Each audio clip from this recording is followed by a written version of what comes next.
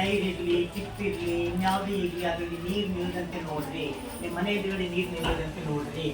ಅದೆಲ್ಲ ಕ್ಲೀನಾಗಿ ಇಟ್ಕೊಳ್ರಿ, ಡ್ರೈ ಇಟ್ಕೊಳ್ರಿ.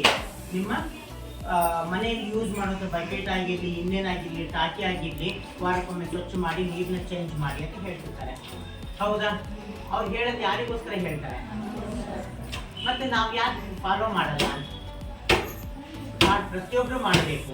ಇದು ಒಂದು ಸಣ್ಣದಾದ ಬೂದಿ ಗಾತ್ರದ ಒಂದು ಸೊಳ್ಳೆ ಇದೆ, ಇಡೀ ಸೊಳ್ಳೆ. ಅದು ನಮಗೆ ಕಚ್ಚೋದ್ರಿಂದ 1 ವಾರದಲ್ಲಿ ನಮಗೆ ಡೆಂಗಿ ಬರುತ್ತೆ. ಕಚ್ಚಿದ ತಕ್ಷಣ ಇವತ್ತು ಕಚ್ಚಿದ ನಾಳೆನೇ ಬರಲ್ಲ, 1 ವಾರ ಬೇಕಾಗುತ್ತೆ.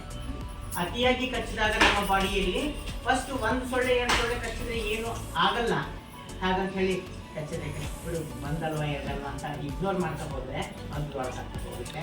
ದಯವಿಟ್ಟು ಯಾರು ಸೊಳ್ಳೆ ಕಟ್ಕೋಬೇಕು. ಸೊಳ್ಳೆ ಕಟ್ಕೊಂಡಾಗ ಏನಾಗುತ್ತೆ? ಫಸ್ಟ್ ನಮಗೆ ತುರಿಕೆ ಆಗುತ್ತೆ. ತುರಿಕೆ ಆಗಿದ ತಕ್ಷಣ ನಾವೇನು ಮಾಡ್ತೀವಿ? ಆ ಜಾಗನ ಸಮಟೈಮ್ ಸೊಳ್ಳೆ ಕಡಿತಾ ಇರುತ್ತೆ.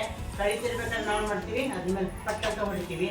ಅದ್ರ ಲಾವರಸ ಇದೆಯಲ್ಲ, ಅದು ನಮ್ಮ ಒಳಗೆ ಸೇರ್ಕೊಂಡಿರುತ್ತೆ. ಅದು ಹೊರಗೆ ಬಂದಿರಲ್ಲ, ಇನ್ನು ಹೊರಗೆ ಬರೋಕ್ಕಿಂತ ಮುಂಚೆ ಹೊರಗಿಟ್ಟಿರ್ತೀವಿ. ಆಮೇಲೆ ಚೆನ್ನಾಗಿ ಕೆರೆಯಾಗಿ ಶುರು ಮಾಡ್ತೀವಿ. ಅಲ್ಲಿರೋ ಟಿಶ್ಯೂ ಎಲ್ಲ ಡ್ಯಾಮೇಜ್ ಆಗ್ತಾ ಹೋಗುತ್ತೆ. ಯಾವಾಗ ನಾವು ರಬ್ಬಿಂಗ್ ಜಾಸ್ತಿ ಮಾಡ್ತೀವಿ, ಬ್ಲಡ್ ಸರ್ಕ್ಯುಲೇಷನ್ ಫಾಸ್ಟ್ ಆಗುತ್ತೆ. ಅದರ ವಿಷ ಏನಿದೆಯಲ್ಲ, ಸೊಳ್ಳೆ ವಿಷ ನಮ್ಮ ಬಾಡಿ ಒಳಗೆ ಸರಾಗವಾಗಿ ಹೋಗೋದಕ್ಕೆ ಅವಕಾಶ ಮಾಡಿಕೊಟ್ಟಂಗಾಗುತ್ತೆ. ಮತ್ತು ಏನು ಮಾಡಬೇಕು? ಸೊಳ್ಳೆ ಕಡಿತಿದ್ರೆ ಇದಕ್ಕೆ ಕೊಡಬಾರ್ದು. ಯಾಕೆ ಕೊಡಬೇಕು ಇದಕ್ಕೆ? ಹೌದಲ್ಲ? ಮಸ್ಕಿಟೋ ರಿಪೆಲೆಂಟ್ ಇದ್ದಾವೆ, ಭಾಳಷ್ಟು ಇದಾವೆ ಮಸ್ಕಿಟೋ ರಿಪೆಲೆಂಟ್. ಕಾಯಿಲ್ ಆಗಿರ್ಬೋದು, ಬೇಡ ಏನು ಬೇಡ. ನಮ್ಮ ಮನೆಯಲ್ಲಿ ಹೊಗೆ ಸ್ವಲ್ಪ ಹಾಕ್ಬಿಟ್ರಿ. ಹೆಂಗೆ ಒಲೆ ಉಡಿಸ್ತೀವಿ ತಾನೆ? ಒಲೆ ಉಡಿಸಿದ್ರೆ ಒಂದೆರಡು ನಿಂಬೆ ಚಕ್ಕೆ ತೊಗೊಂಬಂದು ಹಾಕ್ರಿ, ಆಗುತ್ತೆ. ಸಾಂಬ್ರಾಣಿ ಹಾಕ್ರಿ, ಸ್ವಲ್ಪ ಹೊಗೆ ಮಾಡಿದ್ರೆ ಏನಾಗುತ್ತೆ? ಅವೆಲ್ಲವೂ ಓಡೋಗ್ತವೆ. ಗೊತ್ತಾಯ್ತೀರಿ? ಇಲ್ಲ ನಿಮ್ಮಲ್ಲಿ ಬೆಳ್ಳುಳ್ಳಿ ಸುಲಿತೀರಾ, ಈರುಳ್ಳಿ ಸುಲಿತೀರಾ, ಅದು ಸಿಪ್ಪೆ ತೊಗೊಂಡೋಗಿ ಬೂದಿ ಇದ್ರ ಮೇಲೆ ಕೆಂಡದ ಮೇಲೆ ಹಾಕ್ರಿ. ಬೆಂಕಿ ಹಚ್ಚಲ್ಲ, ಬೆಂಕಿ ಹಚ್ಚದೆ ಏನೂ ಇರಲ್ಲ. ಅದರಲ್ಲಿ ಕೆಂಡದ ಮೇಲೆ ಹಾಕಿದಾಗ ಹೊಗೆ ಆಡಕ್ಕೆ ಶುರು ಆಗುತ್ತೆ. ಆ ಹೊಗೆಗೆ ಯಾವುದು ನಿಲ್ಲಲ್ಲ. ಪ್ರತಿದಿನ ಮನೇನ ಸ್ವಚ್ಛ ಮಾಡ್ಕೋಬೇಕು. ಹೇಳಿ, ಅಂಗಳ ಸ್ವಚ್ಛ ಮಾಡ್ಕೋಬೇಕು. ಎಲ್ಲ ಥರ ಸ್ವಚ್ಛ ಮಾಡಿಕೊಂಡ್ರೆ ಡೆಂಗಿ ಯಾವುದು ಬರೋದಿಲ್ಲ. ಯಾವ ಸೊಳ್ಳೆಯಿಂದ ಬರುತ್ತೆ ಡೆಂಗಿ?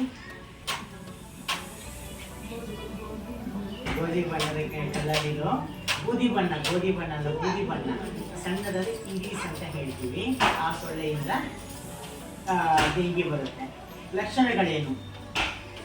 ಡೆಂಗಿಯ ಲಕ್ಷಣಗಳು ಏನಾಗುತ್ತೆ? ಸಡನ್ ಅನ್ಸೆಟ್, ಚಳಿ ಸ್ಟಾರ್ಟ್ ಆಗೋಗ್ಬಿಡುತ್ತೆ. ಹೌದಾ? ಚಳಿ ಸ್ಟಾರ್ಟ್ ಆಗುತ್ತೆ, ವಾಮಿಟಿಂಗ್ ಸ್ಟಾರ್ಟ್ ಆಗುತ್ತೆ,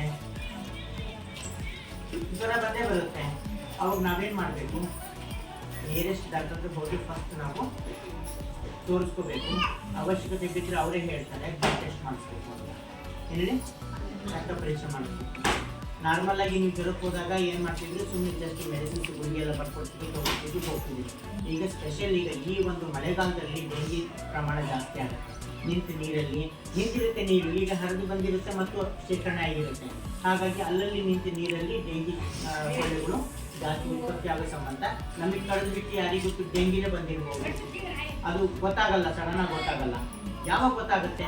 ರಕ್ತ ಪರೀಕ್ಷೆ ಮಾಡಿದಾಗ ಗೊತ್ತಾಗುತ್ತೆ. ರಕ್ತ ಪರೀಕ್ಷೆಯಲ್ಲಿ ಪ್ಲೇಟ್ಲೆಟ್ಸ್ ಅಂತ ಹೇಳ್ತೀವಿ.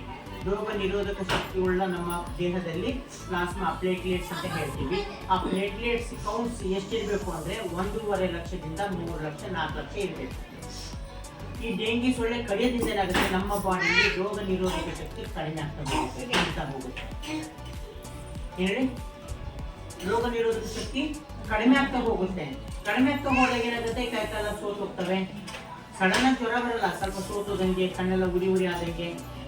ಎಷ್ಟು ಜನಕ್ಕೆ ಆಗ್ತಾ ಇರುತ್ತೆ? ಕಣ್ಣು ಉರಿ, ನಂತರ ತಲೆ ಭಾರ ಆದಂಗೆ, ಕಣ್ಣು ಉರಿ ಆದಂಗೆ, ಕೈಕಾಲ ಸೋತೋದಂಗೆ. ನಿಧಾನಕ್ಕೆ ಗ್ರ್ಯಾಜುಲಿ ಸಂಜೆ ಅಷ್ಟರೊಳಗೆ ಮಲಗಿಬಿಡ್ತಾರೆ, ಜ್ವರ ಬಂದ್ಬಿಡ್ತು ಅಂತ. ಹೌದಲ್ಲ? ನಾಳೆ ಬೆಳಗ್ಗೆ ಎದ್ರೆ ಹೇಳೋಕ್ಕೆ ಆಗಲ್ಲ, ಕೈಕಾಲ ಗಿಡಬಿಟ್ಟಿರ್ತಾರೆ. ಡೆಂಗಿ ಅಷ್ಟೇ ಅಲ್ಲ, ಚಿಕನ್ ಗುನ್ಯಾನು ಸಹ ಬರುತ್ತೆ. ಅದಕ್ಕೂ ಸೊಳ್ಳೆಯಿಂದನೇ ಬರುತ್ತೆ ಚಿಕನ್ ಗುನ್ಯ. ಎಷ್ಟು ಜನ ಅನ್ಕೊಂಡಿದ್ರು ಚಿಕನ್ ಗುನ್ಯ ಅಂದಿದ ತಕ್ಷಣ ಚಿಕನ್ ತಿನ್ನೋದ್ರಿಂದ ಬರುತ್ತೆ ಅಂತ ಎಷ್ಟು ಜನ ಚಿಕನ್ ಬಿಟ್ಬಿಟ್ಟಿದ್ರು. ಹೌದಾ? ಚಿಕನ್ ಗುನ್ಯ ಯಾರಿಂದ ಬರುತ್ತೆ? ಸೊಳ್ಳೆಯಿಂದ ಬರುತ್ತೆ. ಆ ಸೊಳ್ಳೆ ಕಡ್ದಾಗ ನಮ್ಮ ದೇಹದಲ್ಲಿ ಯಾಕಾಗುತ್ತೆ ಅಂದರೆ ನಮ್ಮ ಎಲ್ಲ ಜಾಯಿಂಟ್ಸ್ಗಳು ಹತ್ರ ಬ್ರೇಕ್ ಹಾಕ್ದಂಗೆ. ಈಗ ಗಾಡಿ ಹೋಗ್ತಿರ್ಬೇಕಾದ್ರೆ ನಾವೇನು ಮಾಡ್ತೀವಿ? ಬ್ರೇಕ್ ಅಪ್ಲೈ ಮಾಡಿದ್ರೆ ಗಾಡಿ ನಿಂತು ಬಿಡುತ್ತೆ.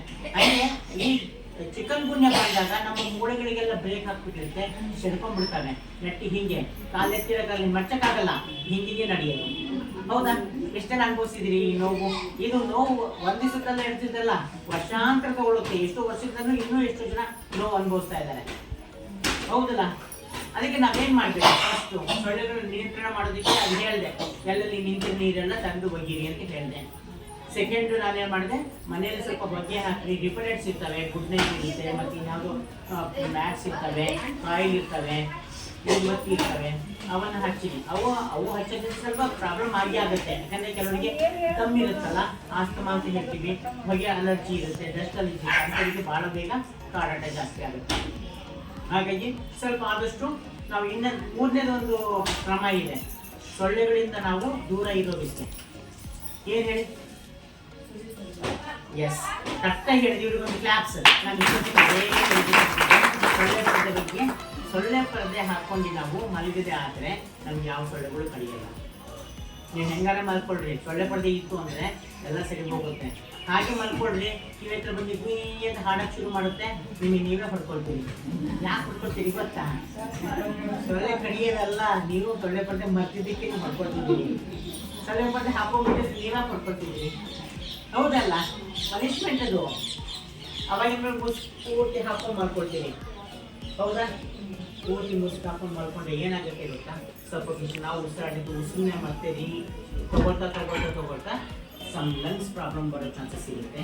ಹಾಗಾಗಿ ಮುಸುಕು ಹಾಕೊಂಡು ಮಲ್ಕೋಬಾರ್ದು, ಯಾವಾಗಲೂ ಬಿಟ್ಟು ಮಲ್ಕೋಬೇಕು. ಸೊಳ್ಳೆ ಪರದೆ ಹಾಕೊಂಡು ಮಲ್ಕೋಬೇಕು. ಗೊತ್ತಾಯ್ತಲ್ಲ? ಮತ್ತೆ ಡೇಂಜರ್ ಬಂದಾಗ ನಾವು ಏನು ಮಾಡಬೇಕು? ಹಾಸ್ಪಿಟಲ್ಗೆ ಹೋಗೋದಿದೆ, ಆದ್ಮೇಲೆ ಮನೆ ಉಪಚಾರ ಏನ್ ಮಾಡಬೇಕು? ಸಾಧಾರಣ ನೀರು ಕುಡಿಬೇಕು, ಜಾಸ್ತಿ ನೀರು ಕುಡಿಬೇಕು. ಏನ್ ಹೇಳಿ? ಜಾಸ್ತಿ ನೀರು ಕುಡಿಬೇಕು, ಮೆತ್ತಗಿರೋ ಆಹಾರ ತಿನ್ಬೇಕು. ಆ ಟೈಮಲ್ಲಿ ಚಿಕನ್ ಮಟನ್ ತಿನ್ಬೇಕಾ? ಎಷ್ಟೋ ಜನ ಹಾಸ್ಪಿಟಲ್ ಬಂದಾಗ ಕೇಳ್ತಿರ್ತಾರೆ, ಜ್ವರ ಬಂದಿದೆ, ಬಾಯಿ ಕೆಟ್ಟಿದೆ, ಏನಾದ್ರೂ ಸ್ವಲ್ಪ. ಹೌದಾ? ಹಾಗಿಲ್ಲ ಅವೆಲ್ಲವೂ. ಯಾಕಂದ್ರೆ ನಮ್ಮ ದೇಹದಲ್ಲಿ ಯಾವಾಗ ಜ್ವರ ಬಂದಿರುತ್ತೆ, ನಮ್ಮ ಬಾಡಿ ಸುಸ್ತಾಗೋಗ್ಬಿಟ್ಟಿರುತ್ತೆ, ಅದಕ್ಕೆ ಎನರ್ಜಿ ಬೇಕು. ಅದಕ್ಕೆ ನಾವು ಮತ್ತು ಲೋಡ್ ಮಾಡಕ್ಕೆ ಹೋದ್ರೆ ಅದು ಅರಿಯ ಶಕ್ತಿ ಕಳ್ಕೊಂಡಿರುತ್ತೆ. ಈಗ ನಿಮಗೆ ಕೆಲಸ ಮಾಡಿ ಸುಸ್ತಾಗಿ ಬಂದಿದ್ದೀರಿ, ಮತ್ತೊಂದು ಬಟ್ಟೆ ತಂದು ರೆಡಿ ಇಟ್ಬಿಟ್ಟು ಒಗೀರಿ ಅಂತ ಹೇಳಿದ್ದೀರಿ, ಏನು ಮಾಡ್ತೀರಿ? ಅಂದ್ರೆ ಏನು ಮಾಡ್ತೀರಿ ನೀವು? ಒಗಿತೀರಾ? ಇನ್ನೊಂದು ಬಕೆಟ್ ಬಟ್ಟೆ ಏನ್ ಮಾಡ್ತೀರಿ? ಬಿಟ್ಟರೆ ಬಿಡು, ನನಗಂತೂ ನನ್ನ ಕೈಯಲ್ಲಿ ಆಗಲ್ಲ ಅಂತ ಹೇಳಿ ಕೈ ಬಿಟ್ಬಿಡ್ತೀನಿ, ನಾಳೆ ಹೋಗಿದ್ರೆ ಆಯ್ತು ಅಂತಾನೆ ಹೇಳ್ತೀರಿ. ಆದರೆ ನಮ್ಮ ಬಾಡಿಯಲ್ಲಿ ನಾವು ಹಾಕಿರೋ ಆಹಾರ, ನಮ್ಮ ಲಿವರ್ ಎಲ್ಲವೂ, ನಮ್ಮ ಕರುಳುಗಳೆಲ್ಲವೂ ಡೈಜೆಸ್ಟ್ ಮಾಡಲೇಬೇಕು. ಅವು ನಾನು ಹಾಕಿದೀಯಾ, ನನಗೆ ಇಷ್ಟ ಇಲ್ಲ, ನನಗೆ ಸುಸ್ತಾಗಿದೆ, ನಾನು ಇವತ್ತು ಅರಿಯಲ್ಲ ಅಂತ ಕೂತ್ಕೊಳ್ತಾವೆ. ನಾವು ಕೊನೆಗಿಲ್ಲ ಮತ್ತು ಅರಿತವೆ, ಸುಸ್ತಾಗಿ ಇನ್ನೂ ಅರಿತವೆ. ಆದರೆ ಯಾವಾಗ ಅರಿಯೋದು ಸ್ಟಾಪ್ ಆಗಿ ಹೋಗುತ್ತೆ, ಆವಾಗ ನಿಮಗೆ ಡೈಜೆಷನ್ ಪ್ರಾಬ್ಲಮ್ ಶುರು ಆಗುತ್ತೆ. ಯಾಕಂದರೆ ಅದು ಅರಿಯೋಕ್ಕೆ ಶಕ್ತಿನೇ ಇರಲ್ಲ. ಇಲ್ಲಾಂದರೆ ಬಿಟ್ಟು ಕೂತ್ಕೊಂಡ್ರಿ, ಅದು ಕೂರಂಗಿಲ್ಲ, ಅವು ಸೋತೋಗ್ತವೆ. ಜೊತೆಲಿ ಅದೇನು ಕಡಿಮೆ ಆಗೋಗ್ಬಿಡುತ್ತೆ, ಜೀವನ ಕ್ರಿಯೆ ಕಡಿಮೆ ಆಗೋಗುತ್ತೆ, ಅದೇ ಸರ ಬೇರೆ ಆಗೋ ಚಾನ್ಸಸ್ ಇರುತ್ತೆ, ಭಾಳಷ್ಟು ಪ್ರಾಬ್ಲಮ್ ಶುರು ಆಗುತ್ತೆ. ಹಾಗಾಗಿ ನಮಗೆ ಜ್ವರ ಬಂದಾಗ ಅಥವಾ ನಾವು ಕಾಯಿಲೆಯಲ್ಲಿ ಬಳಲಿಕ್ಕಿರಬೇಕಾದ್ರೆ ಆದಷ್ಟು ಮೆತ್ತಿಗಿರೋ ಆಹಾರ ಕೊಡಬೇಕು. ಏನೇನು ಮೆತ್ತಿಗಿರೋ ಆಹಾರ ಅಂದರೆ ಏನೇನು? ಅದು ಮೊದಲು ತಿನ್ನಬಾರ್ದು, ಮುಚ್ಚಲೇಬಾರ್ದು. ಅಂಬ್ಲಿ, ಗಂಜಿ, ಮುದ್ದೆ, ರಾಗಿ ಅಂಬ್ಲಿ, ಮತ್ತೆ ಸಪ್ಪೆ ಬೇಳೆ ಕಟ್ಟು ಅನ್ನ, ಗೊತ್ತಲ್ಲ? ಸಪ್ಪೆ ಬೇಳೆ ಕಟ್ಟು, ಬಸಿರೋ ನೀರು, ಅನ್ನ. ಎಸ್ಪೆಷಲಿ ಭಾಳ ಒಳ್ಳೇದಂದ್ರೆ ಮುದ್ದೆ ಅಂಬ್ಲಿ. ಮುದ್ದೆ ಅಂಬ್ಲಿ ತಿನ್ನೋದ್ರಿಂದ ನಮ್ಮ ಬಾಡಿಗೆ ಯಥೇಚ್ಛವಾಗಿ ಸುಧಾರಣೆ ಆಗುತ್ತೆ. ಮತ್ತೆ ಡೌಟ್ ಇದೆ ಡೆಂಗಿ ಬಗ್ಗೆ. ಡೆಂಗಿ ಮತ್ತೆ ಗಟ್ಟಿಕೊಳ್ಳುವಂಥ ಕಾಯಿಲೆ ಅಲ್ಲ. ಉಪಚಮನ ಸಿಕ್ತು ಅಂದರೆ, ಕರೆಕ್ಟಾಗಿ ಟ್ರೀಟ್ಮೆಂಟ್ ಸಿಕ್ತು ಅಂದರೆ ಏನೂ ಆಗಲ್ಲ. ನಾವು ಮತ್ತೆ ನೋಡ್ಕೋಬೇಕು. ಈಗ ಸಡನ್ ಆಗಿ ಏನಾಗುತ್ತೆ, ಜ್ವರ ಬಂತು ಅಂದ ತಕ್ಷಣ ಡಾಕ್ಟರ್ ಬ್ಲಡ್ ಟೆಸ್ಟ್ ಬರ್ಕೊಡ್ತಾರೆ. ಆದರೆ ನೀವೇನು ಮಾಡ್ತೀರಿ? ಈ ಸಣ್ಣ ಜ್ವರಕ್ಕೆ ಏನು ಬ್ಲಡ್ ಟೆಸ್ಟ್ ಮಾಡೋದು ಬಿಡುವಂತ ಕೈ ಬಿಡ್ತೀರಿ. 2ನೇ ದಿವಸಕ್ಕೆ ಜಾಸ್ತಿ ಆಗುತ್ತೆ, 3ನೇ ದಿವಸಕ್ಕೆ ಅಡ್ಡಿ ಆಯಿತು ಅಂದಾಗ ಅವ್ರು ಮಾಡ್ತಾರೆ, ಬೇರೆ ಹಾಸ್ಪಿಟ್ಲಿಗೆ ಹೋಗ್ಬರಿ ಅಂತ ಹೇಳ್ತಾರೆ. ಬೇರೆ ಹಾಸ್ಪಿಟ್ಲಿಗೆ ಹೋದಾಗ ಮತ್ತೇನಾಗುತ್ತೆ, ಅಲ್ಲಿ ಅಡ್ಮಿಟ್ ಮಾಡ್ಕೋಬೇಕು, ಗ್ಲೂಕೋಸ್ ಹಾಕಬೇಕು ಅದು ಇದು ಅಂತ ಹೇಳ್ಬಿಟ್ಟು ಇಲ್ಲಿ ನಿಮಗೆ ಒಂದು ಸಣ್ಣ ಅಮೌಂಟ್ ಅಥವಾ ಸರ್ಕಾರಿಯಲ್ಲಿ ನೀವು ಬ್ಲಡ್ ಟೆಸ್ಟ್ ಮಾಡಿಸ್ಕೊಂಡ್ಬಿಟ್ಟಿದ್ರೆ ಬ್ಲಡ್ ಟೆಸ್ಟ್ ಏನಿದೆ ಅಂತ ನೋಡ್ಕೊಂಡು ಟ್ರೀಟ್ಮೆಂಟ್ ಕೊಟ್ಬಿಡೋದು. ಆದರೆ ನೀವು ಅದಕ್ಕೆ ಸ್ಪಂದಿಸಿಲ್ಲ, ಆಮೇಲೆ ದೊಡ್ಡ ಹಾಕೋದು ಇರಲಿ, ಅದ್ರ ಜೊತೆಗೆ ಜೀವನ ಕಳ್ಕೊಳ್ಳೋ ಚಾನ್ಸಸ್ ಜಾಸ್ತಿ ಇರುತ್ತೆ. ಯಾಕಂದರೆ ನಮಗೆ ರೋಗ ನಿರೋಧಕ ಶಕ್ತಿ ಕಡಿಮೆ ಹೋಗ್ಬಿಟ್ಟಿರುತ್ತೆ. ಪ್ಲೇಟ್ಲೆಟ್ಸು ನಮ್ಮ ಬಾಡಿಲಿ ಒಂದು ಪೊಲೀಸ್ ಕೆಲಸ ಮಾಡೋದು. ಪೊಲೀಸ್ ಹಿಂಗೆ ಊರು ಕಾಯ್ತಾರಲ್ಲ, ಹಾಗೆ ನಮ್ಮ ಬಾಡಿಯಲ್ಲಿ ಪ್ಲೇಟ್ಲೆಟ್ಸ್ ರೋಗ ಯಾವ್ದಾದ್ರು ಒಂದು ರೋಗ ಎಂಟ್ರಿ ಆಗ್ತಿದೆ ಅದಕ್ಕೆ ಬಡ್ದು ಓಡಿಸೋ ಕೆಲಸ ಮಾಡೋದು ಪ್ಲೇಟ್ಲೆಟ್ಸ್. ಈ ಪ್ಲೇಟ್ಲೆಟ್ಸ್ ಕಮ್ಮಿ ಆದವು ಅಂತ ಅಂದರೆ ಈಗ ನಮ್ಮ ಬ್ಯಾಡಿಗೆಯಲ್ಲಿ ಒಂದು 50 ಜನ ಪೊಲೀಸರು ಇರಬೇಕು. 50 ಜನದಲ್ಲಿ ಒಂದು 40 ಜನ ಇದ್ರೂ ಮ್ಯಾನೇಜ್ ಆಗುತ್ತೆ, ತೊಂದರೆ ಏನಿಲ್ಲ. 50 ಜನ ಇರೋ ಪೊಲೀಸರು ಸಡನ್ ಆಗಿ ಒಂದು 10 ಜನ ಇದ್ರು ಅಂತ ತಿಳ್ಕೊಳ್ರಿ, ಯಾರು ಏರಿಯಾಕ್ಕೆ ಸುತ್ತೋಡಿತಾರೆ ಅವರು. ಕಳ್ಳರಿಗೆ ಏನಾದ್ರು ಗೊತ್ತಾಯ್ತು ಇವತ್ತು ಬ್ಯಾಡಿಗೆಯಲ್ಲಿ 50 ಜನ ಇರೋ ಜಾಗದಲ್ಲಿ ಪೊಲೀಸರು ಬರೀ 15 ಜನ ಇದ್ದಾರೆ ಅಂತ ಗೊತ್ತಾಯ್ತು ಅಂದರೆ ಕಳ್ಳ ಏನು ಮಾಡ್ತಾರೆ ಹೇಳ್ರಿ, ಕೊಡ್ತಾರೆ. ಅದೇ ಪೊಲೀಸ್ ಜಾಸ್ತಿ ಇರ್ಬೇಕಾದ್ರೆ ನುಗ್ತಾರೆ ಅವರು, ಸಿಕ್ಕಾಕೊಂಡ್ರೆ ಪೊಲೀಸರು ಹೊಡೆದು ಒಳಗೆ ಹಾಕ್ಬಿಟ್ಟಿರ್ತಾರೆ. ಹೌದಾ? ಕಡಿಮೆ ಇದ್ದಾಗ ಏನು ಮಾಡ್ತಾರೆ, ಪೊಲೀಸ್ ಎಲ್ಲಂತ ನೋಡಬೇಕು. ಅಲ್ಲಿ ಬಂದ ನಾನು ನೋಡೋಕೆ ಇಲ್ಲೊಬ್ಬ ಬಂದಿರ್ತಾನೆ, ಇಲ್ಲೊಬ್ಬ ಬಂದಂತ ಈ ಕಡೆ ನೋಡೋಕೆ ಆ ಕಡೆಯಿಂದ ಇನ್ನೊಬ್ಬ ಬಂದಿರ್ತಾನೆ, ನುಸುಳ್ತಾ ಇರ್ತಾರೆ. ಅಂದರೆ ಕಾಯಿಲೆಗಳು ನಮ್ಮ ಬಾಡಿ ಒಳಗೆ ಎಂಟ್ರಿಗೆ ಶುರು ಆಗ್ತದೆ. ಅವಾಗ ನಮ್ಮ ಬಿಳಿ ರಕ್ತ ಕಣಗಳು ಏನು ಹೆಲ್ಪ್ಲೆಸ್ ಆಗ್ಬಿಡ್ತಾರೆ, ಏನು ಕೆಲಸ ಮಾಡೋಕ್ಕಾಗಲ್ಲ. ಅವಾಗ ನಮಗೆ ಕಾಯಿಲೆ ಜಾಸ್ತಿ ಆಗ್ತದೆ. ಅವಾಗ ಏನು ಮಾಡ್ತಾರೆ ಡಾಕ್ಟ್ರು, ಹೊರಗಡೆಯಿಂದ ಬ್ಲಡ್ ಹಾಕಿಸ್ಬೇಕು. ಬ್ಲಡ್ ಅಂದರೆ ಪ್ಲಾಸ್ಮಾ ಹಾಕಬೇಕು ಅಂತ, ಪ್ಲೇಟ್ಲೆಟ್ಸ್ ಹಾಕಬೇಕು ಅಂತ ಹೇಳ್ತಾರೆ. ಆ ಪ್ಲೇಟ್ಲೆಟ್ಸ್ ಪ್ಯಾಕ್ಡ್ ಸೆಲ್ಸ್ ಅಂತ ಹೇಳ್ತೀವಿ ನಾವು. ರೋಗ ನಿರೋಧಕ ಶಕ್ತಿ ಇರುವಂಥ ಪ್ಯಾಕ್ಡ್ ಸೆಲ್ಸ್ ನಮ್ಮ ಬ್ಲಡ್ಡಲ್ಲೇ ಡಿವೈಡ್ ಮಾಡಿ ಕೊಡ್ತಾರೆ. ಯೆಲ್ಲೋ ಕಲರ್ ಇರುತ್ತೆ ಲಿಕ್ವಿಡ್, ಆ ತಾಯಿ ಉಟ್ಕೊಂಡಿದ್ದಾರಲ್ಲ ಸೀರೆ, ಆ ಕಲರಲ್ಲಿ ಪ್ಯಾಕೆಟ್ ಇರ್ತಾವೆ. ಸ್ವಲ್ಪ ಪ್ಯಾಕೆಟ್ ನೋಡಿದಿರಲ್ಲ ಹೆಂಗಿರ್ತಾವು, ಕೆಂಪಿರ್ತಾವೆ. ಪ್ಲೇಟ್ಲೆಟ್ಸ್ ಪ್ಯಾಕೆಟ್ ಹೆಂಗಿರ್ತಾವೆ ಅಂದರೆ ಬಾದಾಮಿ ಕಲರ್ ಅಲ್ಲಿದೆಲ್ಲ ಸೀರೆ, ಆ ರೀತಿ ಆ ಸೀರೆ ಕಲರಲ್ಲಿ ಇರ್ತವೆ. ಅವನ್ನ ಹಾಕಬೇಕು. ಅವು 1-2 ಹಾಕೋದು ಸಾಲಾಗಿಲ್ಲ. ನಮ್ಮಲ್ಲಿ ಪ್ಲೇಟ್ಲೆಟ್ಸ್ ಎಷ್ಟು ಕಡಿಮೆ ಆಗಿದೆ ನೋಡ್ಕೊಂಡು ಅಷ್ಟು ಯೂನಿಟ್ ಹಾಕ್ಕೊಂಡು ಹೋಗ್ತಾರೆ. ಅವು ತಗೊಂಡ್ರೆ ನಾವು ಬೇಗ ಗುಣ ಆಗ್ತೀವಿ. ಅದೇ ನಾವು ಒಂದು ಮಾತು ಹೇಳ್ತಿದ್ವಿ, ಆರೋಗ್ಯದ ಕಡೆ ಗಮನ ಕೊಡಿ. ಡಾಕ್ಟ್ರು ಏನು ಹೇಳ್ತಾರಲ್ಲ ಅದನ್ನು ಪಾಲಿಸಿ. ನೀವು ಏನು ಹೇಳಿ, ಪಾಲಿಸ್ಬೇಕು. ಸರ್ಕಾರಿ ಹಾಸ್ಪಿಟ್ಲ್ ಇದೆ, ಹೋಗಿ ತೋರಿಸ್ಕೊಳ್ರಿ, ಒಳ್ಳೆ ಮೆಡಿಸಿನ್ಸ್ ಕೊಡ್ತಾರೆ, ಮೆಡಿಸಿನ್ಸ್ ತಗೊಳ್ರಿ, ಆರೋಗ್ಯವಾಗಿರಿ, ಮತ್ತು ಸೊಳ್ಳೆಗಳಿಂದ ದೂರ ಇರಿ. ಬೆಳಗ್ಗೆ ಹೊತ್ತು ಮಲ್ಕೋಬೇಕಾಗಿ ರೆಸ್ಟ್ ತಗೋಬೇಕಾಗ್ಬಾರ್ದು ಸಹ ಸೊಳ್ಳೆ ಪಡೆದೆ ಹಾಕ್ಕೊಂಡು ಮಾಡಿ. ಹೇಳಿ, ಸೊಳ್ಳೆ ಪಡೆದೆ ಇಲ್ಲ, ಸೊಳ್ಳೆ ಪಡೆದೆ ಹಾಕೊಳ್ಳೋಕ್ಕಾಗಿಲ್ಲ ಅಂದ್ರೂ ಗುಡ್ ನೈಟ್ ಅಂತ ಒಂದಿರುತ್ತೆ ಗೊತ್ತಾಗ. ಸರಿ, ಓಡೋಮಸ್ ಅಂತ ಒಂದು ಕ್ರೀಮ್ ಇದೆ, ಓಡೋಮಸ್ ಕ್ರೀಮ್. ಎಷ್ಟು ಗೊತ್ತು ಓಡೋಮಸ್ ಕ್ರೀಮ್? ಹಚ್ತೀರಾ ಅಥವಾ ಮನೇಲಿ ಇಟ್ಟಿದ್ದೀರಾ? ಮತ್ತಿಲ್ಲ, ಹಚ್ಕೊಂಡೇ ಬಂದಿಲ್ಲ. ಎಲ್ಲೇ ಹೋಗ್ಲಿ ಹಚ್ಕೊಂಡು ಹೋಗ್ರಿ.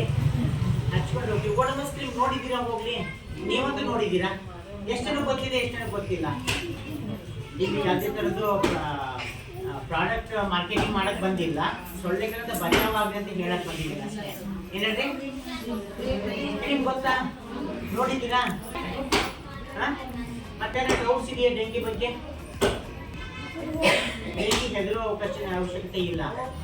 ಅಂದರೆ ಹೆದರೋ ಅವಶ್ಯಕತೆ ಇಲ್ಲ. ಟ್ರೀಟ್ಮೆಂಟ್ ಕರೆಕ್ಟಾಗಿ ತಗೊಳ್ಳಿ. ಸರಿ ರೀ, ಮತ್ತೇನಾದ್ರು ಡೌಟ್ಸ್ ಇದೆಯಾ? ಏನೂ ಇಲ್ಲ.